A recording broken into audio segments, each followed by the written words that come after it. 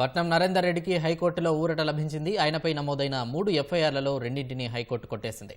ఇక మరిన్ని వివరాలు మా ప్రతినిధి శ్రీకాంత్ అడిగి తెలుసుకుందాం. శ్రీకాంత్, చెప్పండి, పట్నం నరేందర్ రెడ్డిపై ఉన్న ఏ ఎఫ్ఐఆర్లను హైకోర్టు కొట్టివేసింది?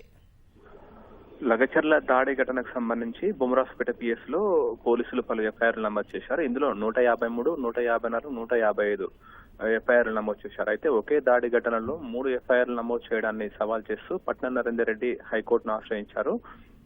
హైకోర్టులో పిటిషన్ దాఖలు చేశారు. ఈ పిటిషన్ పై జస్టిస్ కె లక్ష్మణ్ గత వారం విచారణ నిర్వహించారు. ఈ సందర్భంగా పిటిషన్ తరపు న్యాయవాది వాదనలు వినిపించారు. టీవీ రమణ వాదనలు వినిపించారు. ఈ సందర్భంగా పలు సుప్రీంకోర్టులకు సంబంధించిన తీర్పులను కూడా ప్రస్తావించారు.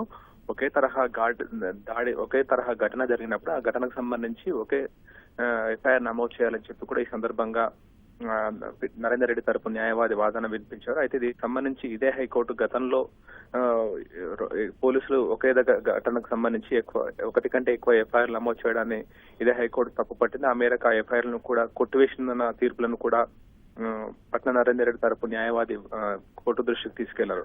అయితే దీనికి సంబంధించి ప్రభుత్వం తరపు న్యాయవాది కూడా పబ్లిక్ ప్రాసిక్యూటర్ కూడా వాదనలు వినిపించారు. అయితే ఈ మొదట పోలీసులు ఒక ఎఫ్ఐఆర్ నమోదు చేశారు. ఆ తర్వాత అందులో దాడిలో పాల్గొన్న నిందితులు ఇచ్చిన సమాచారం ఆధారంగా ఇతర సెక్షన్ల కింద మరికొన్ని ఎఫ్ఐఆర్లు నమోదు చేశారని చెప్పి కూడా పబ్లిక్ ప్రాసిక్యూటర్ వాదనలు వినిపించారు.